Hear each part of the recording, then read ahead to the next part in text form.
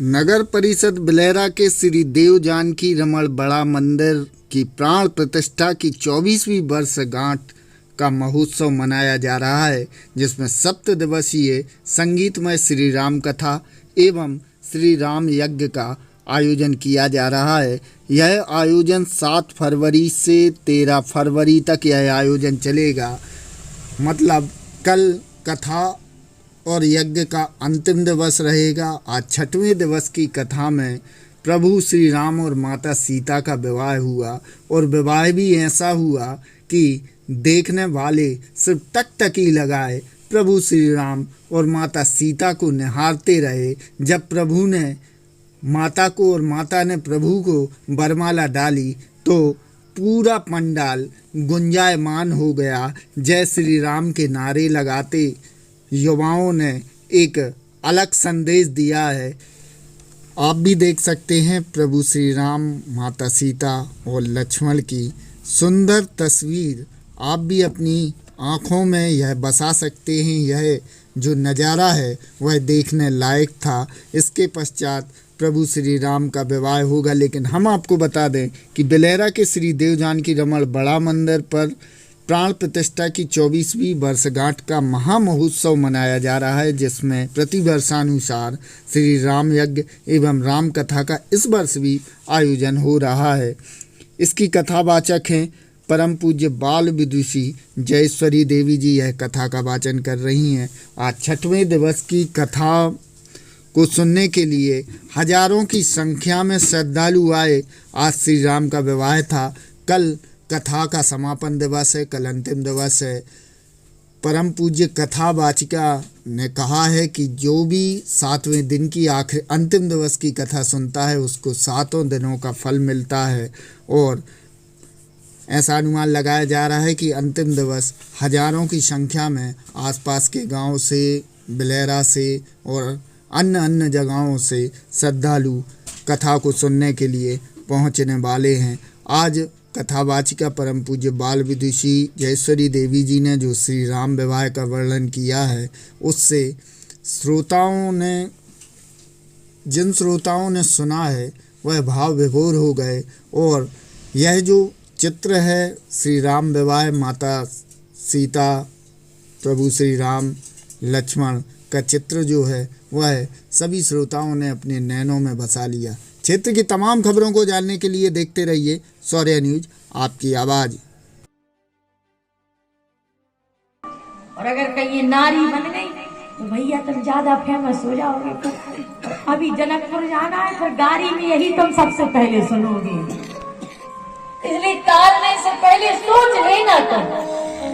और राम जी कह देखो भैया, चाहे गाड़ी मिले और चाहे सारी मिले, लेकिन अहिल्या भक्तन को तो तारना तो पड़ेगा ही। इसलिए भक्त पहले है, फिर मिथिला का। ठीक है, तो तारना है तो कभी कृपा कर दो। राम जी के लगे हम पाँव तो नहीं रखेंगे अपना, चाहे कुछ हो जाए। अब कुछ लोग क्या कहते हैं, राम जी ने अपना पाँव रखा तो अहिल्या तर गई। रामायण जी कह गए कि हम अपना पाँव नहीं रखेंगे। और चाहिए क्या है, पहले 2 शब्दों को सुनिए कि चरण कमल रज चाहती सुकृपा करहूं रघुवीर। रज को चाहती है, तुम्हारे चरण कमल को नहीं चाहती, इसलिए राम जी रज की कृपा कर दो। और राम जी ने चलने के लिए अपना पाँव आगे बढ़ाया। लक्ष्मण जी ने विनोद भाव से श्री अनंत बलवंत हनुमान जी के पिताजी से कहा, जल्दी आओ, आपकी कृपा चाहिए है। अब अहिल्या को अगर करवाना है तो आपकी कृपा चाहिए। और जैसे ही राम जी ने चलने के लिए अपने पाँव यानी पादुका को आगे रखा, और महाराज इतने में इतनी तेज जोर की हवा चली, तो जब अपना पाँव उठा करके चलते हैं तो ये तालुका अंदर की तरफ रहता है। उस तालुका के पवन वेग के कर्ण राम जी के 4 गज के कण जाकर के अहिल्या पर गिरे और अहिल्या महारानी का उद्धार हो गया। और जैसे अहिल्या का उद्धार हुआ तो अहिल्या के वचन सुनिए। अहिल्या कितनी सुंदर बात कहती, मुनि श्राप जो दीना अति भल कीन्हा, परम अनुग्रह में माना, देखो हरि लोचन हरि भव मोचन, यही लाभ शंकर जाना। अगर मुनि ने श्राप दिया ना, तो मुनि के श्राप देने के कारण आज मैंने राम जी का दर्शन कर पाया, इसलिए मेरे लिए मुनि का श्राप अत्यंत निकटता से राम जी ने मुझे सही श्राप दिया। और शायद आज मुझे मुनि ये श्राप नहीं देते तो राम जी का दर्शन होने वाला नहीं था। इसलिए मेरे पर राम जी ने अधिक कृपा कर दी, तो कम से कम दर्शन तो दिलवा दिया, कम से कम यही सबसे बड़ी बात है। अब महाराज श्री आगे बढ़े और रात्रि में इन्होंने शयन किया, और रात्रि में शयन करने के बाद अब श्याम और गौरवर्ण के दोनों भाई, अभी तो हम भक्ति रूपी सीता से मिलने के लिए जा रहे हैं, और जब भक्ति से मिलने के लिए जाते हैं तो क्रोध को त्याग देना चाहिए, और जो बिना क्रोध के जाता है वही तो राम जी का अति प्रिय हो जाता है। इसलिए भक्ति से मिलने के लिए जा रहे हैं। श्री सीता जी के कई दिनों से नयन तरस गए हैं राम जी को देखने के लिए। संदेश मिला कि विश्वामित्र मुनि आ रहे हैं, और जैसे ये संदेश को पाया तुरंत खुशी के मारे जनक जी दौड़े दौड़े आते, सारे सब पुर नारियों के साथ तुरंत प्रणाम करते, और विश्वामित्र मुनि राम लक्ष्मण को आदेश देते हैं, जो यज्ञ रचा रहे, जो यज्ञ का संचालन कर रहे हैं, यही तो है श्री राजा जनक जी, इनके चरणों में प्रणाम। तुरंत झुक करके प्रणाम किया। किसके बेटे हैं? अच्छा आप नहीं जानते हो किनके बेटे? नहीं हम नहीं जानते, बताइए किनके बेटे? कहा ये दशरथ जी है ना अवध राजा, हाँ उनके बेटे हैं। तो एक नारी कहने लगी जिन्होंने अपने भांजे का वध किया था ये वही है, उन्हीं के बालक जिन्होंने अपने भांजे को मारा था। अब वहां की सखियां ऐसा उलाना क्यों दे रही कि तुमने भांजे को मारा, बताओ। उनके आज बालक हमारे जनकपुर में आए। तो देखिए श्रवण कुमार की जो माता जी थी अयोध्या की थी, जो श्रवण कुमार जिनको राजा दशरथ जी ने मारा है, वे श्रवण कुमार की माता कहाँ की थी? श्री अयोध्या की। और भैया दूसरी तरफ से जिन गुरु भगवान से ने दीक्षा ली वशिष्ठ जी ने, तो श्री श्रवण कुमार की माता का नाम था ज्ञानवती। उन ज्ञानवती की लिए ये गुरु बहन भी मानती थी, क्योंकि वशिष्ठ जी ने श्री दशरथ जी महाराज की और हमारे श्री ज्ञानवती यानी श्रवण कुमार की माता की दोनों के एक साथ कांति हुई थी। और नियम रहता है कि गुरुबहन जो रहती है, जिसको हम गुरुबहन गुरुभैया कहते हैं, वह गुरुबहन सगी बहन से भी ज्यादा मनोनीत हो जाती है। हो जाती कि नहीं हो जाती? अब बताइए राजा दशरथ जी ने अपनी गुरु बहन की लड़के को मारा तो भांजा हुआ नहीं हुआ? बताइए, इसमें से तो वो भांजा ही हुआ ना। तो इन्होंने अपनी सगी भानेज का बल किया, सगा ही माना जाना चाहिए। क्यों? क्योंकि गुरु बहन भी फिर सगी मानी जाने लगती है। उदाहरण तौर पर हिंदू धर्म के अनुसार हम आपको बता रहे हैं। तो ज्ञानवती शुरू से अंधी नहीं थी, तो फिर जन्मांध नहीं थी, जन्म से अंधे नहीं थे श्रवण कुमार के माता पिता, ये तो बाद में अंधे हुए हैं। अब आप कहोगे बाद में कब अंधे हो गए? तो सुनिए, श्रवण कुमार के माता पिता, इनके पिता का नाम था शांतनु और पिता का नाम था ज्ञानवती। एक दिन ज्ञानवती खेल रही थी, खेल खेल में एक चूहा चूहिया की गुफा बनी हुई थी। उस चूहा चूहिया की गुफा में से वो चूहा और चूहिया दोनों निकल करके आते, और जब वे चूहा चूहिया दोनों निकल करके आते तो इन्होंने कांटे को उठाया, और कांटे को उठा करके इन्होंने तुरंत उन चूहा और चूहिया के दोनों नेत्रों को फोड़ दिया। जैसे दोनों नेत्रों को फोड़ा तो उसने श्राप दे दिया कि जैसे आपने, उस चूहा चूहिया ने श्राप दिया, जैसे आपने मेरा और मेरे पति का मिलन विरह करा दिया। चिंता न करना, उसी प्रकार तुम्हारा भी विवाह हो और विवाह के बाद आप दोनों के भी नेत्र फूट जाए, जैसे तुमने हमारे नेत्र फूट दिए। इनको ये श्राप लगा, और जब इनको ये श्राप लगा तो इनका विवाह हुआ। इनके गुरु का नाम था मतंग मुनि, शांतनु के गुरु का। तो विवाह के बाद ऐसा पहले चलता था, पहले के समय में हिंदू धर्म के अनुसार, कि कोई भी व्यक्ति रहता था वह विवाह करने के उपरांत अपने गुरुदेव भगवान के चरणों में पहले प्रणाम करता था, फिर सारे माता पिता जो भी वृद्ध जन थे सबको प्रणाम करता था। तो मतंग मुनि को हाथी पांव नाम का रोग था। ये क्या रोग होता है महाराज जी? हाथी पांव नाम का वो इनको रोग था। जब भाई इनको रोग था तो दोनों ने चरणों को स्पर्श किया और दोनों ने घिन के करना, घिन आ गई इनको। बताओ, हमारे गुरु जी को जिनको हम चरण नवा रहे हैं उन गुरुदेव भगवान को बताओ रोग है।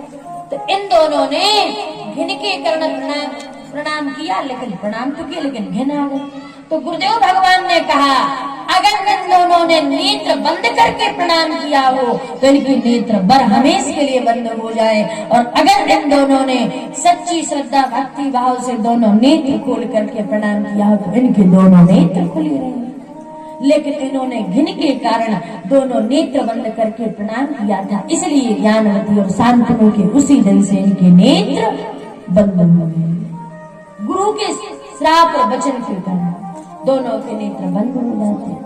जब दोनों के नेत्र बंद हो गए तो श्रवण कुमार का विवाह हुआ। विवाह के उपरांत श्रवण कुमार की पत्नी विपरीत परिस्थिति या विपरीत सोच से आई हुई थी। वह सोचती थी हमारे माता पिता हमारे हैं और इनके माता पिता दूसरे हैं, और जिस घर में हम जाते हैं सभी माताएं सुनिएगा, मैया चाहे अपने माता पिता कितना भी गलत हमारे साथ करते हो या कितना भी अच्छा हमारे साथ करते हो, लेकिन वही माता पिता हमारे लिए सर्वस्व माने जाते हैं। इसलिए मैया अगर तुम भी दूसरे के घर में जाती हो तो वे माँ पिता भी कई अरमानों को लेकर के चलते हैं। इसलिए मैया हमें अपने घर को बचाना है, आप दोनों कुलों को तारने वाली हैं। अगर बन सके तो माता पिता के 4 बातों को सहन करके रखना, क्योंकि सास ससुर भी किसी माँ बाप से कम नहीं होते, और तुम्हारे माँ बाप उनकी जिम्मेदारी पे तुम्हारे लिए सौंपते हैं। इसलिए घर तोड़ो नहीं, घर को बचाओ। अगर मैया स्वर्ग बना गई घर के लिए आप, तो मैया जग में जय जयकार होगी, और अगर मैया नरक बना गई तो आपकी किसी भी जगह तो क्या भगवान के धाम तक में जय जयकार नहीं होगी। इसलिए सोचिए, श्रवण कुमार की पत्नी इनके माता पिता को भोजन नहीं दी, जल नहीं दी। इन्होंने सोचा चलो हम अपने माता पिता को भले अंधे हैं, आज हम इनको चारों धाम की यात्रा करें। यात्रा के लिए ये बिहार प्रदेश के पश्चिमी तट से गंडकी नदी के यहाँ से अवध धाम से जा रहे थे बद्रीनाथ की तरफ। तो इन्होंने सोचा प्यास लगी है, क्यों ना मैं माता पिता को जल पिला दूं। इन्होंने वहीं पर सब कुछ रखा और जल पिलाने के लिए तैयार हुए, और इन्होंने जैसे ही जल भरा, इतने में राजा दशरथ जी ने सोचा कि कोई मृग शावक है, और मृग शावक सोच करके बाण का संधान कर दिया, और बाण का संधान करते ही श्रवण कुमार की मृत्यु हो गई। जैसे मृत्यु हुई, अब उस माता और पिता से पूछो जिनकी बालक की मृत्यु उनकी आंखों के सामने हुई। श्रवण बोलते क्यों नहीं हो? श्रवण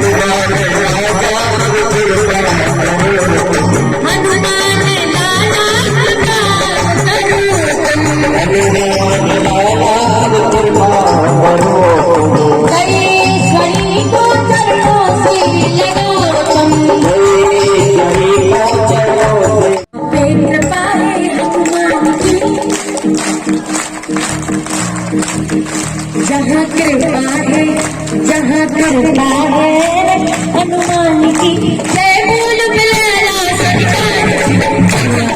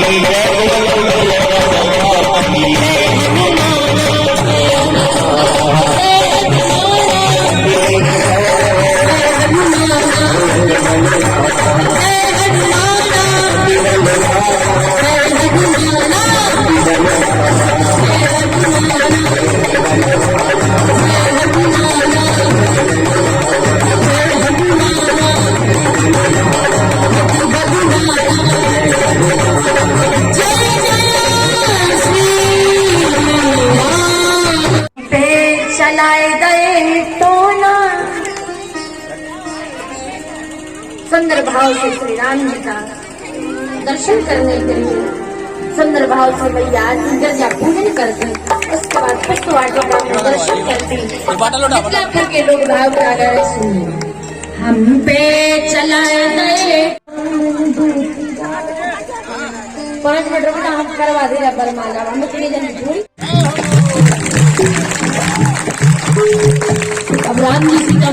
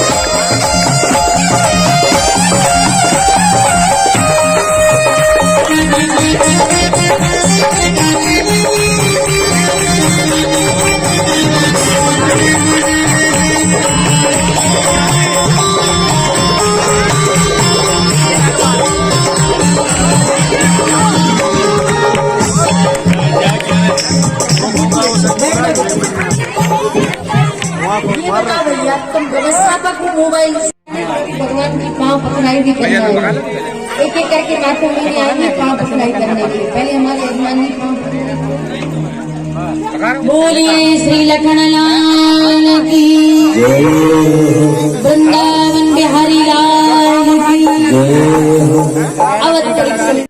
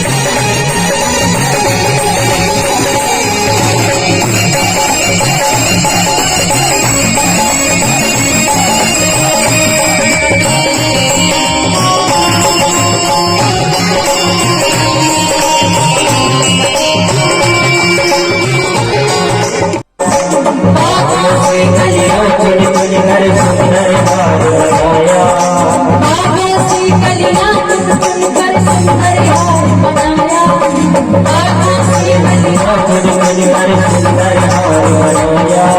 सजाता रहे दरबार सामने सजाता रहे दरबार सामने तेरा किसने किया दरबार सामने तेरा किसने किया दरबार सामने लाग दूल्हा सजाने दिलदार सामने लाग दूल्हा सजाने दिलदार सामने तेरा किसने किया दरबार सामने तेरा किसने किया तालियों का वादन करते हुए श्री सिया रामचंद्र भगवान की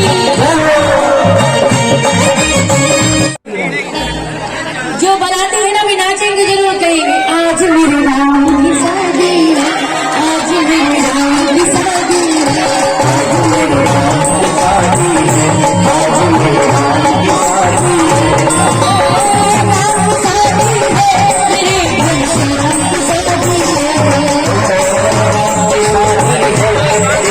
राम की शादी है मेरे घनश्याम की शादी है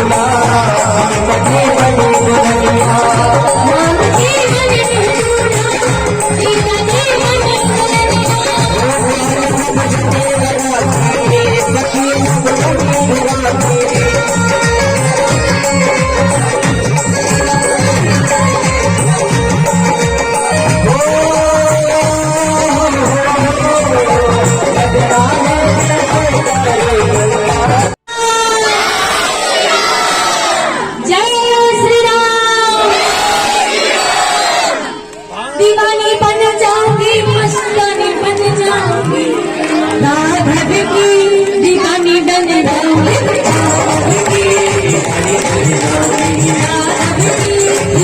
बन जाऊंगी दीवानी बन जाऊंगी मस्तानी बन जाऊंगी राधा की दीवानी बन जाऊंगी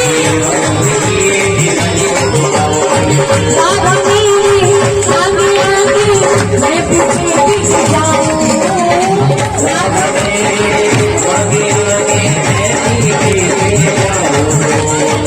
पीछे पीछे थोड़ी थोड़ी